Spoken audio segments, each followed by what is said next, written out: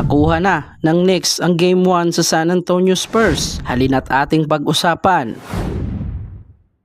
Game 1 ng NBA Finals, balik sa peak basketball ang ipinakita ng dalawang team. Sa first quarter pa lang, wala pang makadikta o makakontrol ng laro.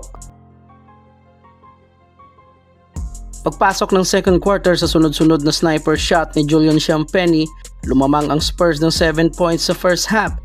At sa early minutes ng third quarter, dinagdagan pa ng Spurs ang lamang hanggang sa umabot ng 14-point lead. Kaso nga lang naging kampante ang San Antonio at unti-unting naibaba ng Knicks ang 14-point lead dahil sa ipinakita nilang total team effort, lalo na sa mga hustle ni Josh Hart, defensive stop ni Towns na isa sa pinakamalaking naiambag sa team dahil sa nagawa niyang pagkontrol kay Wemby sa ilalim. At isama mo pa ang wala stick na moves ni Jalen Brunson at napigilan nila ang momentum ng Spurs at naitabla ang score sa third quarter ng 76-all. Pagsimula ng fourth quarter, dito na nagsimulang mag-shift ang momentum pero may di inaasahang nangyari. Sa kaligitnaan ng 6 minutes sa fourth quarter, may isang fan ang bigla na lang tumakbo sa gitna ng court at gustong magpa-selfie kay Wemby. Agad namang inalis ang fan at nagpatuloy ang laro. 5 minutes remaining sa last quarter, parehong hirap ang Spurs at Knicks na makahanap ng rhythm. Pero biglang naghalimaw si Wemby at nagtala ng 9-0 run sa game at akala ng lahat na San Antonio na ang may hawak sa laro.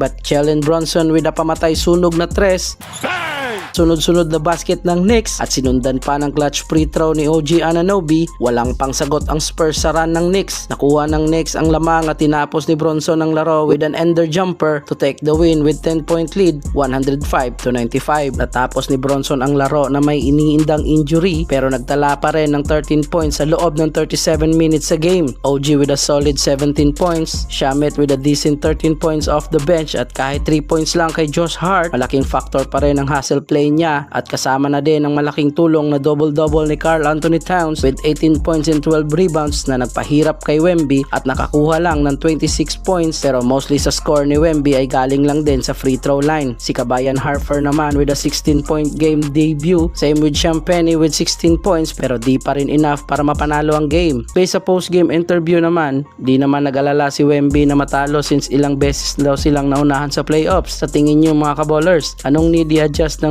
Spurs to tie the series sa Game 2? Pero nagtataka pa rin ako kung ano ang sinabi ng fan kung bakit nagalit si Brunson pagkatapos ng game. Pero I'm guessing na sinabihan ni Brunson ang fan na pinalamang na nga kayo, gusto nyo pang manalo.